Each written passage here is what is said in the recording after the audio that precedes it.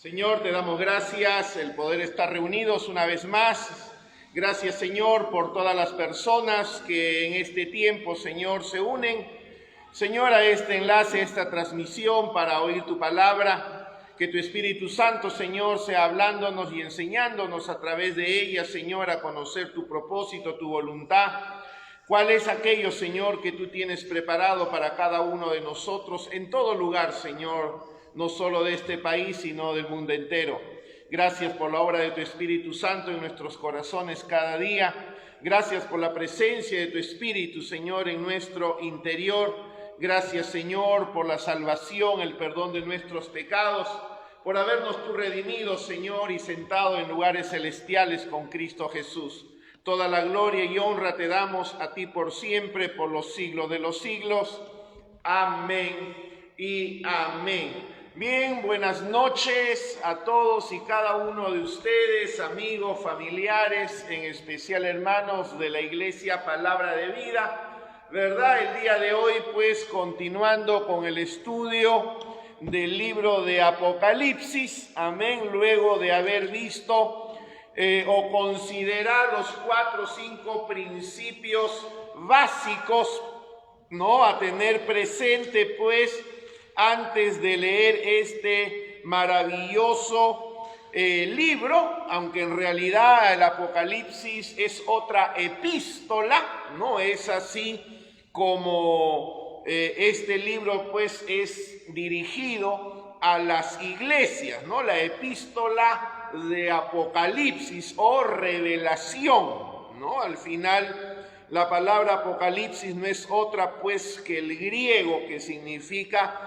revelación, y revelación de Jesucristo, como hemos visto. Amén. Este libro está dividido en 3 tiempos: pasado, presente y futuro, y para entenderlo tenemos que conocer obviamente el Antiguo Testamento, especialmente pues los libros proféticos, porque mucho de la simbología de las imágenes que ahí aparecen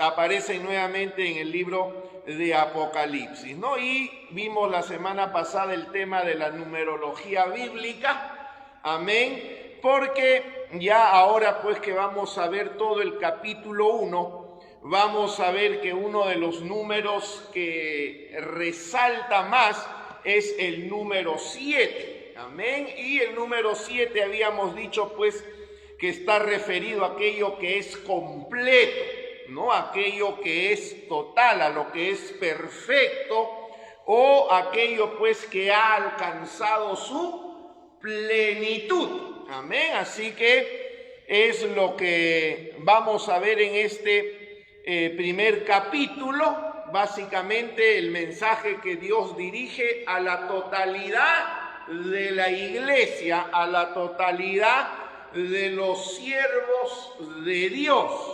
Amén. Así que bueno, sin más preámbulo, vamos al libro de Apocalipsis, capítulo 1, versículo 4. Amén.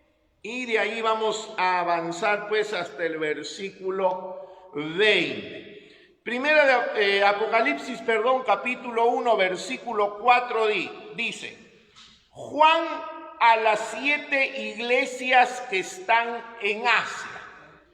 Gracia y paz a vosotros, del que es, y que era, y que ha de venir, y de los 7 espíritus que están delante de su trono. Si ustedes se dan cuenta, este es el mismo encabezado o el mismo saludo que tanto el apóstol Pablo, Pedro, Santiago, Juan hacen en la introducción de sus epístolas, no las que dirigen obviamente a diferentes iglesias o a diferentes personas. Así que tenemos que ver el libro de Apocalipsis como una epístola, como una carta en realidad, ¿no? Una carta que tiene obviamente un trasfondo profético, pero no deja de ser una carta. Eso quiere decir pues que tiene esta parte introductoria de saludos, tiene todo un cuerpo de temas que se van a tratar y obviamente pues una despedida, ¿no? Y como toda carta, generalmente pues cuando uno la lee, no la lee por partes. Cuando uno recibe o recibía alguna carta, generalmente pues uno la lee completa, ¿no? Y es así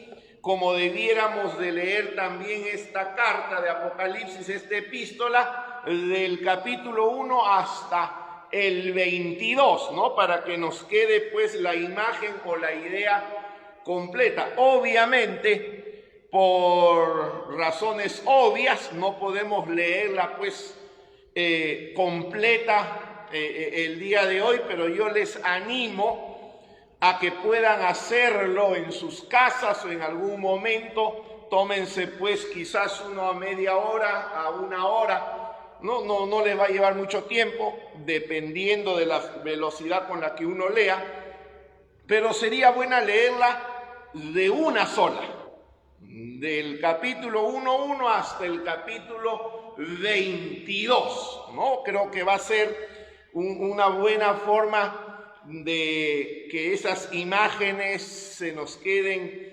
en nuestra mente, en nuestro consciente, y darnos una idea general. Entonces, dice que le escribe a las 7 iglesias que están en Asia, y obviamente va a dar una relación de esas iglesias. En el versículo 11 dice la iglesia de Éfeso, de Esmirna, de Pérgamo, de Tiatira, de Sardis, de Filadelfia y de Laodicea.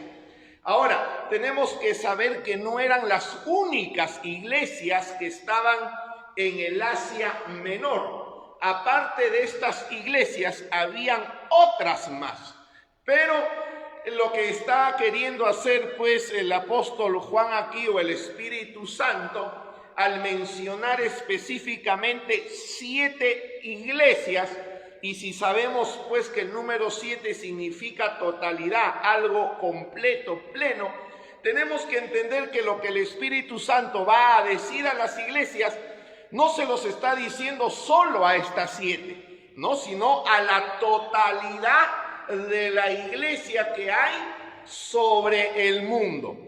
Ahora, cuando hablamos de una epístola, ¿no? Porque a veces se ha dicho mucho, ¿no? Bueno, el libro de Apocalipsis, ¿cómo lo interpretamos? ¿Cómo nos acercamos a él? Bueno, de la misma manera en que nos acercamos a las cartas o a las epístolas que hay en el Nuevo Testamento, ¿no? ¿Y cómo hacemos esto? Cuando leemos, por así decir, pues la epístola a los Corintios, ¿no? Obviamente sabemos que había una iglesia específicamente en esa ciudad que tiene sus problemas, que tiene sus dificultades, iglesias que puedan estar atravesando alguna circunstancia, y obviamente pues la epístola, la carta, va a responder a esas preguntas, va a impartir palabras de consuelo, de aliento. Y aunque hay cosas que son muy puntuales, no dejan de ser pues enseñanzas o instrucción para todos los que la lean, ¿no? Entonces es así como nosotros leemos las epístolas, las cartas que escribió Pablo, Pedro, Santiago, Judas, ¿no? Entonces, con esa misma idea en mente, tenemos que acercarnos al libro de Apocalipsis. Si bien esto es escrito a 7 iglesias, que como vamos a ver ya la próxima semana, cada iglesia enfrenta una situación en particular, que quizás en ese momento pues no sea la de uno, pero puede ser esa situación que esté enfrentando otra congregación u otra iglesia local. Entonces, pero la idea es que esto va escrito a la totalidad de la iglesia, ¿no? Hay algunos que han interpretado o han dicho pues que estas 7 iglesias representan los 7 estados o las 7 etapas por las que ha pasado la iglesia desde que fue fundada en Pentecostés hasta el día que venga Cristo, ¿no? Y en realidad puede sonar muy lógico, pero tenemos que entender que diferentes tipos de iglesias han pasado diferentes tipos de circunstancias y situaciones, dependiendo incluso de en qué parte del mundo están, en qué continente.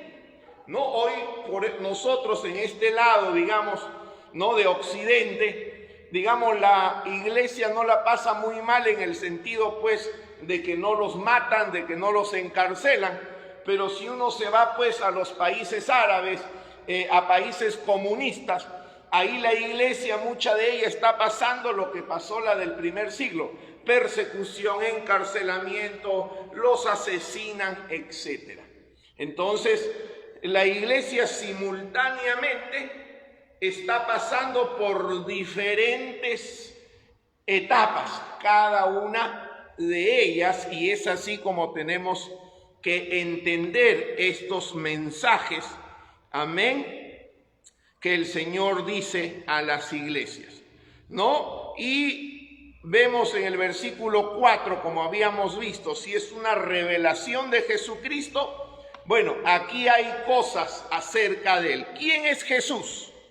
El que es, el que era y el que ha de venir, ¿no? O como lo dice, pues, en el libro de Hebreos: yo soy el mismo de ayer, hoy y siempre, ¿no? Entonces, ese es Jesús. Él es hoy, no alguien que fue. Él sigue siendo, porque Él está ¿qué? Él está vivo. Dice: y de los 7 espíritus que están delante de su trono, ¿no? Ya en el libro de Isaías habíamos visto a qué se refiere con estos 7 espíritus, ¿no? Obviamente está, pues, siempre representado con la imagen, pues, de un candelabro, amén, que tiene 7 brazos, ¿no? Y Isaías habla del espíritu de sabiduría, del espíritu de entendimiento, del espíritu del temor de Jehová, etc. Dice el versículo 5: de Jesucristo el testigo fiel. Amén. Y ya habíamos explicado lo que significa la palabra testigo, ¿no? Es, bueno, no solo aquel que da testimonio, sino aquel que demuestra lo que está diciendo y está dispuesto a morir por aquello que afirma o por aquello que dice. Y Jesucristo, obviamente, pues, confirmó su testimonio con su propia vida al ser sacrificado, al ser muerto. Pero dice que Él es el primogénito de los muertos. No se refiere a que Él fue el que murió primero, no. Se refiere al que el que ha resucitado primero de entre los muertos. Ahora uno dirá: pero pastor, Lázaro resucitó, ¿no? El hijo de la viuda de Naín resucitó, Tabita resucitó, ¿no? Y podríamos citar una serie de personas que resucitaron. ¿Cómo Jesús puede ser el primogénito de entre los muertos, el primero que resucitó, si la Biblia registra otras resurrecciones antes que la de Él? Es que la resurrección de Cristo tiene una peculiaridad, ¿no? Porque las anteriores resurrecciones fueron resurrecciones en la cual las personas regresaron a la vida, pero con sus mismos cuerpos, ¿no? Cuerpos sujetos, pues, nuevamente a la debilidad, a la enfermedad, al cansancio, cuerpos sujetos a la corrupción, en el sentido, puede que se van desgastando. Es más, esas personas que fueron resucitadas, al cabo de unos años, ¿qué pasó con ellos? Volvieron a morir físicamente hablando. Pero Jesucristo es el primero, porque la resurrección de Él ya no es simplemente, pues, con el mismo cuerpo con el que Él murió.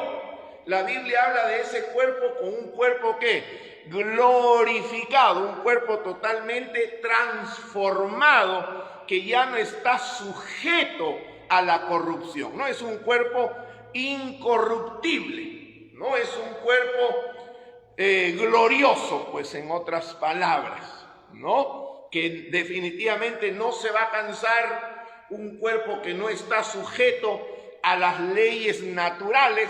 Recordemos pues que Cristo Jesús aparecía y desaparecía, no de en medio de sus discípulos. Es un cuerpo que, aunque no tiene necesidad quizás de alimento físico, lo puede comer, como las veces en que Jesús, después de resucitar, comió pescado, pan, tomó vino, etcétera, ¿no? Entonces es un cuerpo con el cual los discípulos vieron que Jesús se fue al cielo. Ellos no vieron un fantasma, ellos no vieron un espíritu, ellos vieron a un hombre de carne y hueso, cuya carne y hueso, cuyo cuerpo era diferente, cuerpo que nosotros o que Dios nos ha prometido que nosotros tenemos. Y la misma palabra primogénito confirma eso. Él es el primero, pero no va a ser el último. Ciertamente después de él muchos de los que hayan creído en él van a tener este mismo cuerpo glorificado. Amén. Un cuerpo que se pueda palpar, que se pueda tocar, pero que no va a estar sujeto, ¿verdad?, nunca más al pecado, ni a la corrupción, ni a ninguna ley natural. Amén.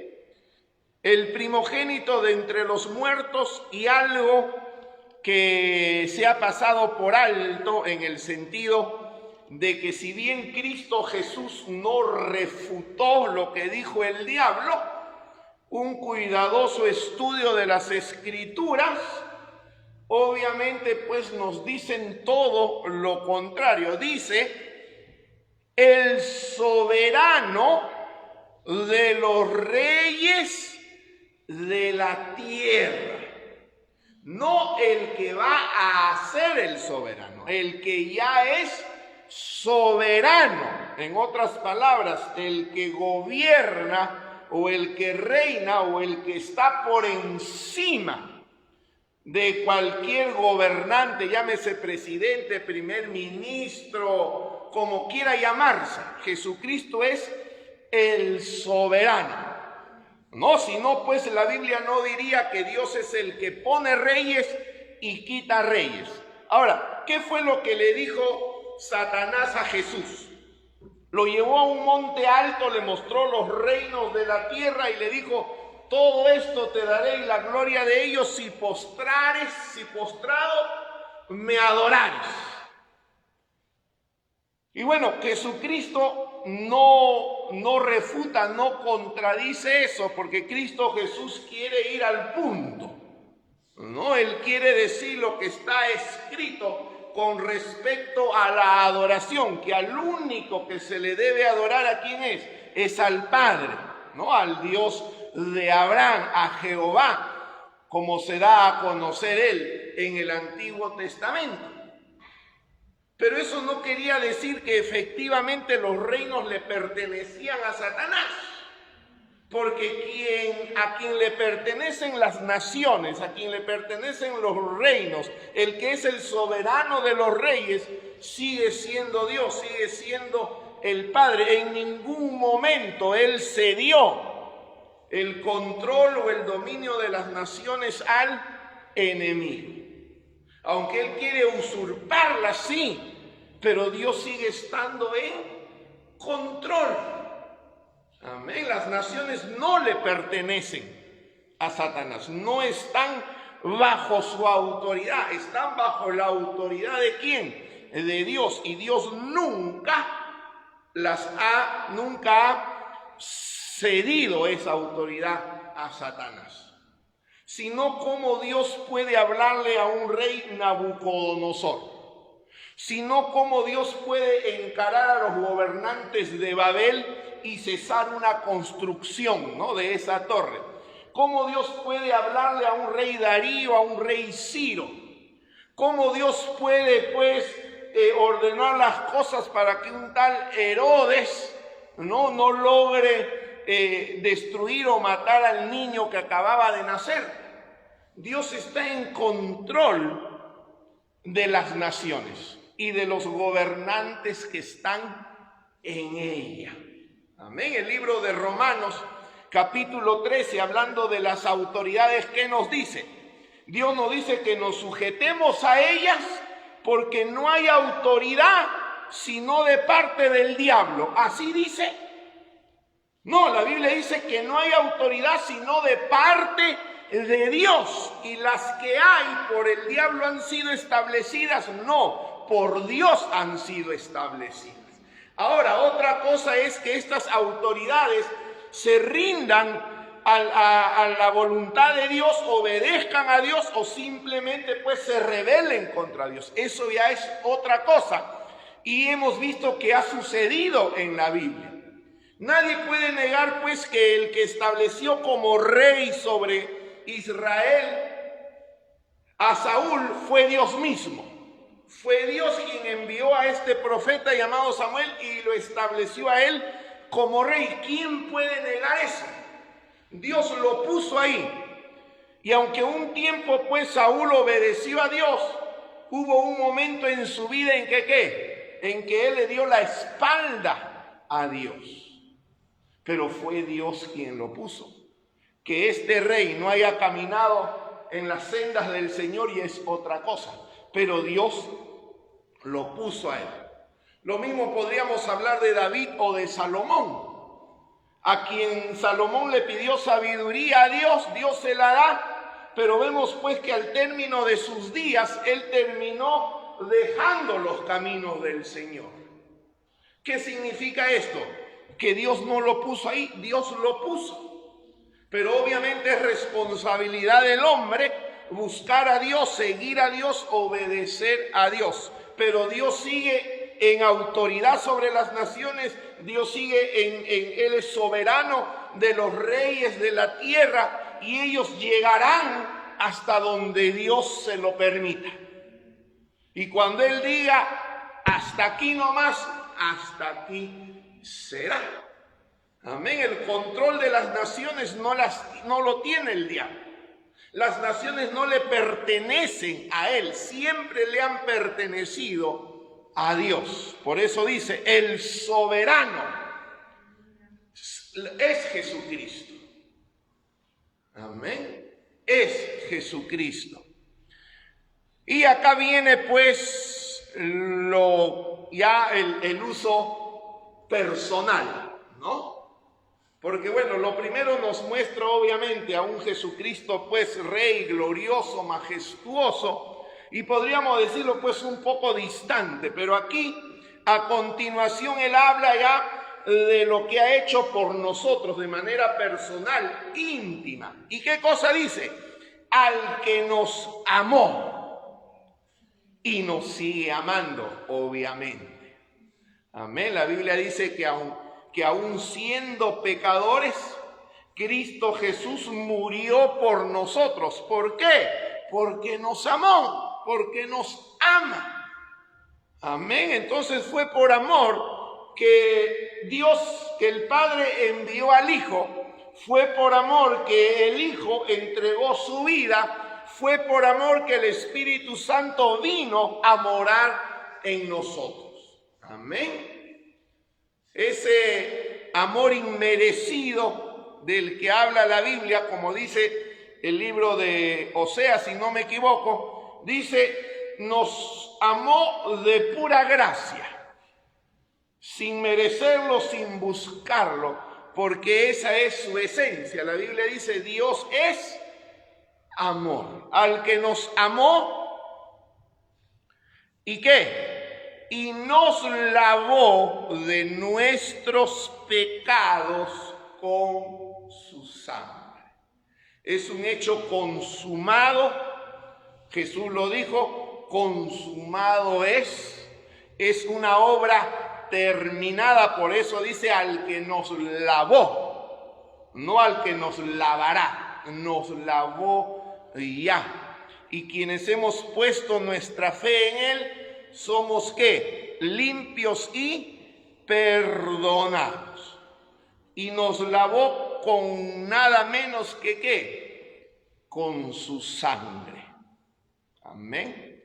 Ahora uno se imagina, bueno, si yo lavo con sangre, no necesariamente es que va a quedar blanquito, ¿no? Pero obviamente pues se refiere al efecto que produce esta sangre, ¿no? Y los días domingo estamos hablando justamente de lo que revela Dios acerca del por qué la sangre es tan importante para Dios. Quizás uno no le vea importancia para uno, o uno no pueda ver la importancia que tiene, pero para Dios sí es importante. Y es lo que nos interesa saber. Él nos redimió, nos rescató con precio, y la Biblia dice que es precio ¿de qué? Precio de sangre, que como hemos visto, pues la sangre representa la vida, ¿no? La vida, llámese pues del animal, en este caso de la persona. Entonces, esa sangre tiene el poder de lavarnos. ¿De qué? De nuestros pecados. Y efectivamente lo ha hecho y lo hace a favor de cualquiera que busque el perdón de sus pecados. Amén. Al acudir a Cristo. Y sigue su obra en nuestra vida. No solo nos amó, no solo nos ha lavado, sino que todo eso tiene una razón de ser. ¿Para qué? Dice el versículo 6, y nos hizo reyes y sacerdotes para Dios. Aquí hay una mala traducción, porque debiera decir, y nos hizo un reino de sacerdotes para Dios, que fue lo que Dios le prometió a Israel cuando estuvo al pie del monte Sinaí. No le dijo, si oyeres hoy mi voz y guardares mis mandamientos, ustedes me serán un reino de sacerdotes. Obviamente el pueblo de Israel no cumplió con la parte del pacto y no pudieron llegar a ser ese reino de sacerdotes. Pero Dios, a través de Cristo Jesús, buscó otro pueblo, en este caso llamado iglesia, y a nosotros la iglesia nos ha hecho ¿qué? Un reino de sacerdotes. Amén. Y obviamente pues vamos a reinar con él, pero en ese contexto, ¿no? Y uno tendría que preguntarse pues, ¿qué hace un sacerdote? ¿No? ¿Cuál es la función que tienen ellos? Obviamente, como lo presenta aquí, pues habla de un sacerdocio regio, ¿no? O sea que hay una función de dominio también, ¿no? De gobierno, pero básicamente son de sacerdotes. ¿Para quién? Para Dios, su Padre. A Él sea la gloria e imperio por los siglos de los siglos. Amén. El versículo 7, una promesa dicha tantas veces, especialmente pues en las epístolas, ¿no? En el Nuevo Testamento, que dice, he aquí que viene con las nubes, y todo ojo le verá, y los que le traspasaron, y todos los linajes de la tierra harán lamentación por él. Sí, amén, ¿no? Y esto es lo que confunde a muchos, porque en algunos textos de la Escritura dice que Él vendrá como ladrón en la noche, y obviamente pues nadie sabe qué día ni a qué hora viene el ladrón, ¿no? De pronto uno se levanta y recién se da cuenta que lo robaron, ¿no? O sea, la Biblia habla de una venida de Cristo misteriosa, oculta, y una venida de Cristo manifiesta, como dice aquí, donde todo ojo le va a ver. Entonces, ¿cuál es la verdad del tema? ¿Cómo podemos reconciliar estos diferentes textos? O Jesús viene en las nubes y nadie le va a ver, o Jesús viene en las nubes y todos le van a ver. La verdad es que son las dos cosas. Amén. Jesús viene en las nubes, en un primer momento solo hasta las nubes. ¿Para qué? Para arrebatar o llevar a su iglesia. Y después de un tiempo, Jesús viene en las nubes, pero ya no se queda en las nubes, sino que definitivamente desciende hasta la tierra, como dijeron los ángeles en el libro de Hechos. Este mismo Jesús que habéis visto ir al cielo, ese mismo vendrá a ese lugar. ¿Qué quiere decir esto? Que Jesús regresará al mismo monte de los olivos de donde él partió. Él pondrá su pie allí. Entonces, hay una segunda venida que tiene dos etapas, por así decir. Una que viene por su iglesia para librarla de lo que será, pues, lo que se conoce como la gran tribulación o la tribulación. Y al final de la tribulación, donde él vendrá, ¿para qué? Para juzgar a las naciones y restaurar a su pueblo Israel. Amén. Por eso que lo especifica acá. Y los que le traspasaron. ¿Quiénes le traspasaron? ¿No? Obviamente se nos tiene que venir a la memoria cuando aquel soldado agarró una lanza y le atravesó el costado. Pero ¿quiénes lo pusieron en esa cruz?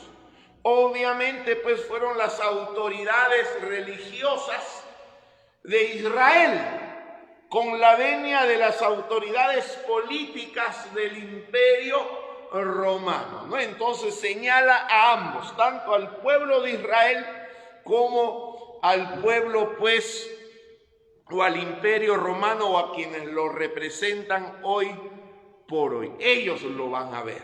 Amén. Y todos los linajes de la tierra, y aquí ya involucra a todos los demás países, todas las demás naciones, harán lamentación por él. Sí. Amén. Jesús es el que habla ahora, dice: yo soy el alfa y la omega, el principio y el fin, podríamos decir el primero y el último, o como dice Hebreos, el autor y el consumador de nuestra fe, ¿no? Específicamente en Hebreos. El que es, el que era, ¿no? Prácticamente lo que dice en el versículo 4. Y nuevamente, el que ha de venir. Si algo busca el libro de Apocalipsis, es alentar a los creyentes, es alentar a la iglesia que tengan la expectativa, o que todos tengamos la expectativa de que Cristo va a venir, de que Cristo va a regresar por nosotros. Lo hemos dicho antes en el sentido, pues, de que todos en algún momento vamos a morir.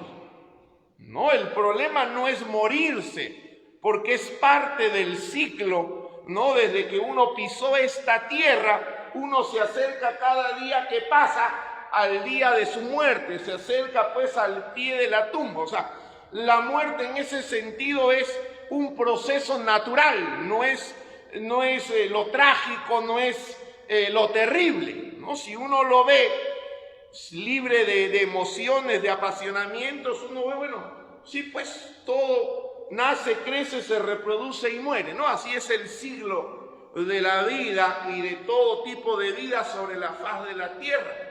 Entonces la muerte es parte del proceso. Lo que Jesucristo vino a decirnos, lo que Dios nos promete, que ese no va a ser el final del proceso, sino va a ser una parte, porque de ahí Él nos promete pues una resurrección. Pero antes de ello, lo que Él nos promete es un retorno de Jesucristo. Amén. Al que ha de venir, el Todopoderoso. Amén. Y si algo vamos a ver en este libro de Apocalipsis, es el despliegue de todo el poder de Dios sobre las naciones, sobre este mundo que llamamos tierra. Amén. Porque como dije al principio, Él nunca ha dejado el control o la autoridad sobre las naciones. Amén. El versículo 9 dice: yo, Juan, vuestro hermano y copartícipe vuestro en la tribulación, en el reino y en la paciencia de Jesucristo. Obviamente, en este entonces, en el año 94 al 96, que es que este libro se escribe, la iglesia no la está pasando muy bien, porque el emperador Dionisiano ha desatado pues una persecución en todo el imperio romano contra la iglesia de Jesucristo. Previo a él, Nerón también realizó una persecución, pero la de Nerón se circunscribió a Roma en sí, ¿no? Él culpó a los cristianos por haber incendiado Roma. Esa persecución de Nerón se limitó a la capital del imperio. Pero es con este emperador Dionisiano en que la persecución se extendió a todo el imperio, ¿no? Y de ahí pues que en alguna de las cartas el apóstol o Dios le dice pues que no tengan temor, ¿no? De los que han de padecer. Dice que algunos van a ser puestos en la cárcel, va a decir que otros van a ser muertos, pero que no se preocupen. Amén. Que Dios va a estar siempre al lado de su pueblo. Amén. En la tribulación, en el reino y en la paciencia de Jesucristo. Y si algo pues tiene el Señor es paciencia. ¿Cuántas veces nosotros, cuando hemos enfrentado diferentes situaciones, hoy por hoy cuando vemos el mundo como lo vemos, cuánto no le hemos dicho al Señor: Señor, ven ya, ¿no? O sea, ya de una vez, ¿no? Que se acabe todo esto. Han habido 2 guerras mundiales donde el mundo prácticamente se ha exterminado a sí mismo. Han habido una serie de plagas que han arrasado con ciudades y continentes enteros. Han habido una serie de catástrofes que han sumido al ser humano pues en miseria, en hambre, en muerte. Y uno dice: Señor, ya líbranos de esto, sácanos de esto, ven ya. Y hoy, siglo XXI, año 2020, el Señor todavía no viene. Pero la Biblia dice que la paciencia de nuestro Señor es para salvación. ¿Por qué no viene más? ¿Por qué no viene ya el Señor? Porque cada día que Él se demora, Él sabe que por cada día que Él se demora, más personas vuelven su corazón a Él, más personas se convierten a Cristo. Si Él viniera hoy, aquellos que estaban destinados o aquellos pues que se iban a convertir, que se puedan convertir mañana, ya no se convertirían. Y serían almas que se perderían en el castigo eterno. O sea, cada día que Él se demora, bueno, solo Dios sabe pues cuántas personas están naciendo de nuevo.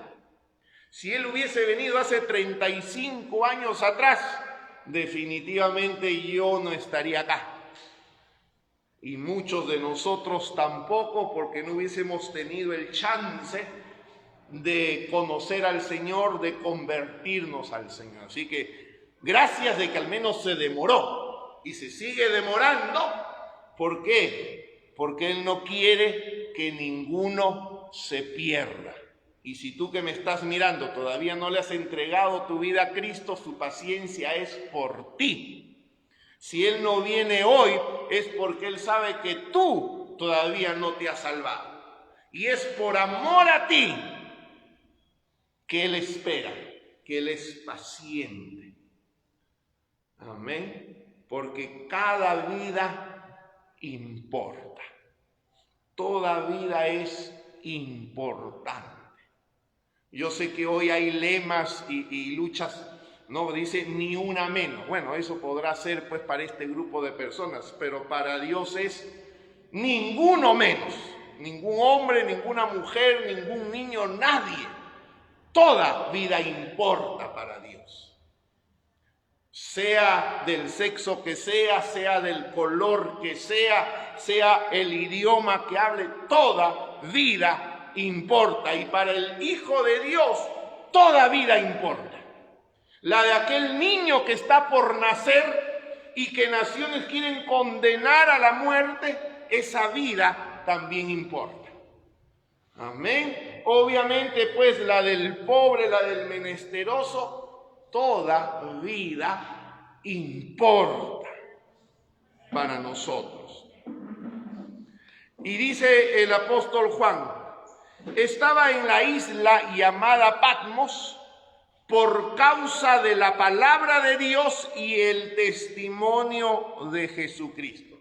Hermano, que nos metan preso, que nos persigan, que nos maten, que hagan lo que quieran con uno, pero debemos asegurarnos nosotros que si algo de esto estamos sufriendo, que sea por la causa de Cristo, por la palabra de Cristo. Amén. Si es por la causa de Cristo, como dice ahí, por la causa de la palabra de Dios y el testimonio de Jesucristo, bien venga la persecución, bien venga la cárcel, bien venga la muerte, lo que sea. Amén. Porque al fin y al cabo de algo hay que morir, o por algo uno va a morir, ¿no? Claro, es penoso si uno muere en un accidente. Es penoso si uno muere en un conflicto armado. Es penoso si uno muere por enfermedad o si uno muere pues por vejez. No hay gloria en morir por esas causas, ¿no? Hay pesar, hay pena. Pero donde sí hay gloria es si uno muere por causa de la palabra o por el testimonio de Jesucristo. Ahí sí hay gloria. Amén, porque uno está ofrendando, dando su vida a aquel que primero la dio. ¿Por quién? Por nosotros. Amén, así que si es por la palabra de Dios, por el testimonio de Cristo, que venga lo que venga. Dios nos dé el valor, Dios nos dé las fuerzas para no darle la espalda, para no ser quebrantados o doblegados, para no rendirnos, sino para seguir, ¿qué? Para seguir luchando, para seguir creyéndole a Él. Amén. El Hijo de Dios, el cristiano, debe estar dispuesto a dar su vida por Jesucristo. Así como en los países mucha gente está dispuesta a dar su vida por la nación, ¿no? De ahí pues que muchos se enrolan en las Fuerzas Armadas. Y si estallara un conflicto, una guerra con algún país vecino, obviamente pues el soldado va dispuesto. ¿Dispuesto a qué? No solo va dispuesto a luchar o a defender a su patria. Él va dispuesto a qué? A dar su vida si es necesario.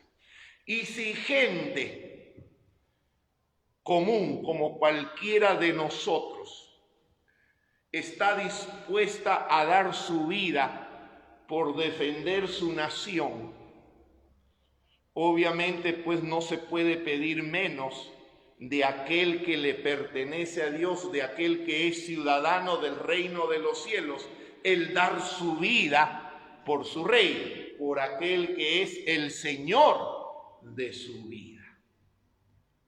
Amén. Así que la muerte no es el enemigo a vencer porque ya está vencido. Amén. Es la persecución, es lo que viene por causa de Cristo, lo que hay que vencer. Es ahí donde hay que salir, ¿qué? Victoriosos. Amén. Dice el versículo 10, yo estaba en el Espíritu el día del Señor y oí detrás de mí una gran voz como de trompeta.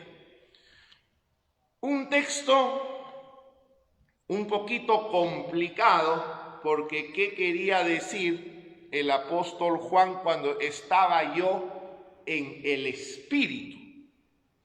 ¿No?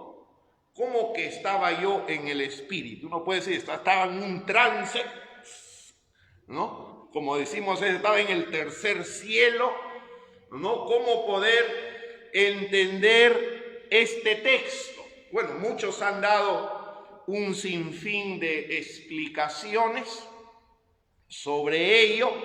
Nosotros vamos a tratar de dar algunos alcances porque al fin y al cabo, pues, todas estas alternativas que voy a mencionar son válidas hasta cierto sentido. Amén. Los pentecostales, ¿qué diríamos cuando leemos esta porción? Bueno, que el apóstol Juan pues estaba orando en el Espíritu, ¿no?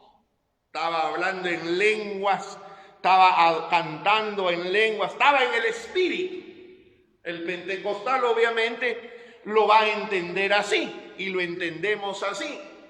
Pero uno que no, que es un poquito ya más conservador, dirá, bueno, las palabras que yo os he hablado son espíritu y son vida. Uno puede decir, bueno, el apóstol Juan estaba sumergido en el estudio, en la meditación de la palabra de Dios.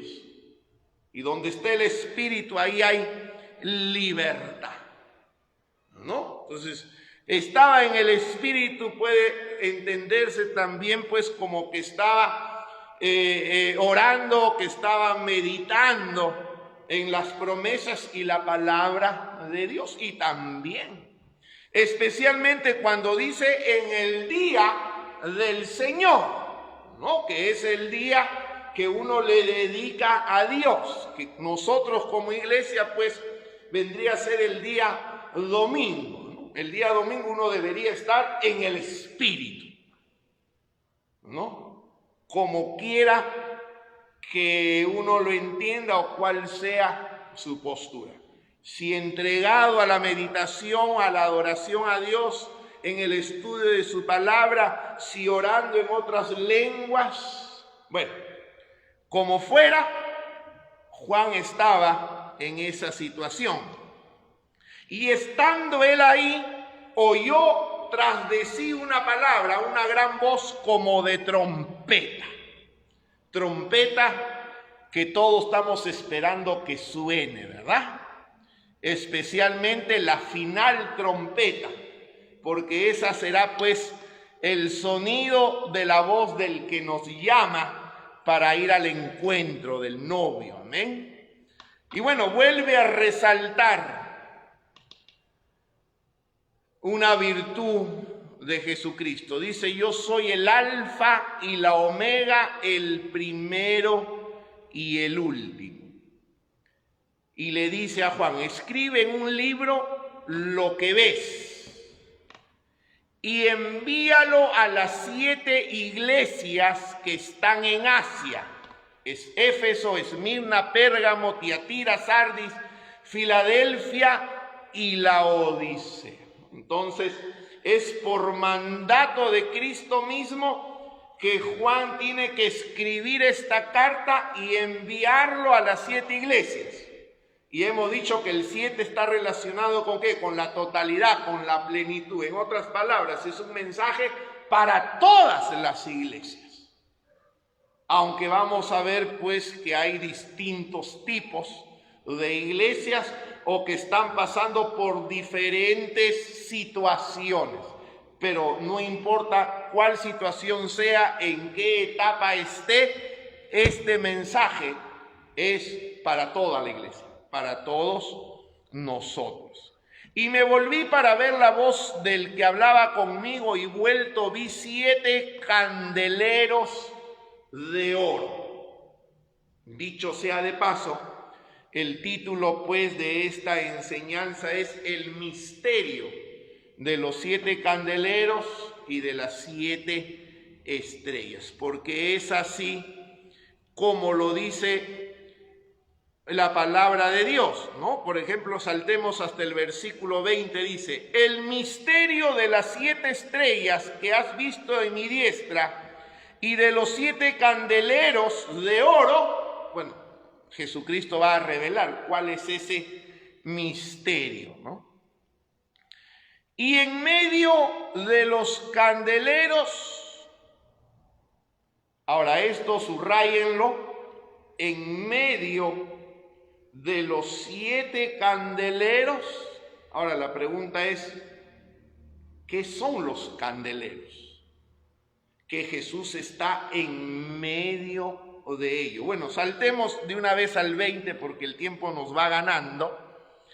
El misterio de las 7 estrellas que has visto en mi diestra y de los 7 candeleros de oro. Dice, las 7 estrellas son los ángeles de las 7 iglesias. Y los 7 candeleros que has visto son las 7 iglesias. Así que, ¿qué cosas son los candeleros? Los candeleros son las iglesias. Y ojo, iglesia, ¿qué dice el versículo 13? Y en medio de los 7 candeleros, o sea, en medio de la iglesia, ¿no? Si queremos pues cambiar eso, a uno semejante al Hijo del Hombre, vestido de una ropa que llegaba hasta los pies y ceñido por el pecho con un cinto de oro. Su cabeza y sus cabellos eran blancos como la blanca lana, como nieve, sus ojos como llama de fuego y sus pies semejantes al bronce bruñido, refulgente como en un horno, y su voz como estruendo de muchas aguas. ¡Qué imagen más gloriosa, más majestuosa de Jesucristo! Y atención, iglesia, es así como Jesucristo está en medio de su iglesia. Amén. Él está, un Jesucristo, un Señor glorioso, majestuoso, y Él se mueve, Él anda en medio de su iglesia de esta forma. Amén. Y es el mensaje, o es algo que nosotros tenemos que estar en medio de la circunstancia que podamos vivir, en medio de la persecución que podamos enfrentar, en medio de las necesidades que atravesemos, en medio siempre estará Cristo. Siempre estará nuestro Rey, siempre estará nuestro Señor, siempre estará aquel que dio su vida por nosotros. En otras palabras, no debes sentirte solo. La iglesia no debe sentirse desamparada o abandonada, jamás. Porque en medio de ella, como dice el versículo, en medio de los 7 candeleros, a uno semejante. Y ya sabemos que los candeleros pues representan las iglesias. Jesucristo dijo, edificaré mi iglesia y las puertas del Hades no prevalecerán contra ella. Cuando Cristo Jesús encara a Saulo de Tarso, un perseguidor de la iglesia, Él le encara diciéndole, ¿por qué me persigues? Amén. Porque Él obviamente pues está en medio de ella, Él representa su iglesia o a su iglesia. Amén. Dicho sea de paso, Él es la cabeza de ella. Amén. Así que iglesia, Jesucristo sigue andando, Jesucristo sigue caminando en medio de nosotros. Y no con la idea pues así de mansito como rey glorioso. Amén. Sus pies como bronce bruñido, sus vestidos blancos, un cinturón de oro, algo que majestuoso. Amén. Dice el versículo 16, el otro misterio. Y tenía en su diestra 7 estrellas. Y nuevamente, si las 7 iglesias, los 7 candeleros representan a la iglesia, pero a la totalidad de la iglesia, obviamente las 7 estrellas también representan a la totalidad de las estrellas, ¿no? Ahora, ¿quiénes son las 7 estrellas? Y acá viene lo interesante. Si Jesucristo anda en medio de su iglesia, de los candeleros, majestuoso, otra cosa es que Él en su diestra tiene a 7 estrellas. Obviamente pues habla de algo especial, de un cuidado particular, porque una cosa es que yo camine por acá y otra cosa es que esto yo lo tenga en mi mano. Y dice, y en su diestra 7 estrellas. De su boca salía una espada aguda de 2 filos. Y ya sabemos qué cosa es una espada de 2 filos, es la palabra de Dios. ¿Y qué va a salir de la boca de Cristo? La palabra de Dios, ¿no?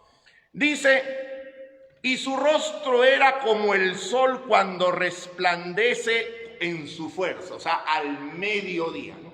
Si tú puedes mirar al sol en pleno verano a las 12 del día, cosa que no podemos porque la luz nos empaña la vista, bueno, es así como se refleja el rostro de Cristo. Cuando le vi, caí como muerto a sus pies, y Él puso su diestra sobre mí diciéndome, no temas, yo soy el primero y el último. Miren cuántas veces va repitiendo esta expresión. El que vivo y estuve muerto, mas he aquí que vivo por los siglos de los siglos. Amén. Y sabemos pues que Él está vivo hoy. Y tengo las llaves de la muerte y del Hades. ¿Cuándo se las quitó Jesucristo al diablo? El día pues que resucitó definitivamente, ¿no? De ahí pues que la muerte y el Hades son enemigos derrotados. Cualquiera que llegue a parar a ellos, o sea, cualquiera que se muere y termine ahí pues, ¿no? En la muerte, Jesucristo cuando como tiene la llave abre la puerta y le dice, vengan, resuciten, ¿no? Pasen a la vida eterna, y va a ser así. Escribe las cosas que has visto, las que son y las que han de venir después de esta, los 3 tiempos en el que se relata el libro de Apocalipsis. Pero terminemos con el misterio de las 7 estrellas que están en su diestra. El misterio de las 7 estrellas que has visto en su diestra y de los 7 candeleros de oro, las 7 estrellas son los ángeles de las 7 iglesias. Y los 7 candeleros que has visto son las 7. Entonces, ¿quiénes son las 7 estrellas? Son los ángeles de las 7 iglesias. Ahora, ¿quiénes son estos ángeles? ¿Son ángeles? La pregunta es, si fueran ángeles, como lo entendemos, ¿habría necesidad de que Juan le escriba a los ángeles? Si Dios puede decírselo, si fueran ángeles, Dios podría decírselo directamente, porque los ángeles están en la presencia del Señor, sirven al Señor.